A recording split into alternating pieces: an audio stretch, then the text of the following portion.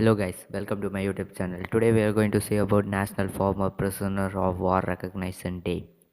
This day is celebrated on April 9th to honors the courageous men and women who have endured brutal treatment at the hands of their captors, separation from their family and displayed their incredible endurance and faith during their captivity. On this day in 1942, the largest number of US forces were captured by Japanese troops in the Bataan Peninsula in the Philippines. After the battling through the extreme conditions and the prolonged battles, the captured troops were forced to march 65 miles to the prisoner camp. Without medical attention, food or water, thousands of died. The mistreatment continued to those survived brutal journey in the many POWs endured conditions much like this. These heroes deserve a day of recognition. An annual presidential proclamation is signed for National Former of War Recognition Day. Some states require the POW or MIA flag to be flown on this day.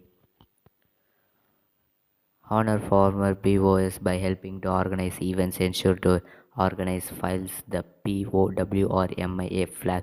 Use hashtag former POW recognition day to share on social media. Let's see the history of this day. President Ronald Reagan first proclaimed the National Prisoner of War Recognition Day in 1987. There are over 1,500 national days. Don't miss a single one. Celebrate every day. We can see the another history of this National War Recognition Day.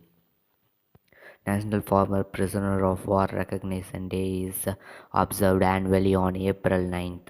This day was introduced to honor American veterans of any war that returned to home after being released from the prison. The day of April 9 was chosen to commemorate the same day in 1942 when the US forces were surrendered by the Imperial Japanese Army on the Bataan Peninsula. Beginning the Bataan Death March, all survivors were loaded to a box train and brought to the Camp O'Donnell. During the march, prisoners were physically abused, they caused death. The actions of Japanese were later judged to be the Japanese war crime.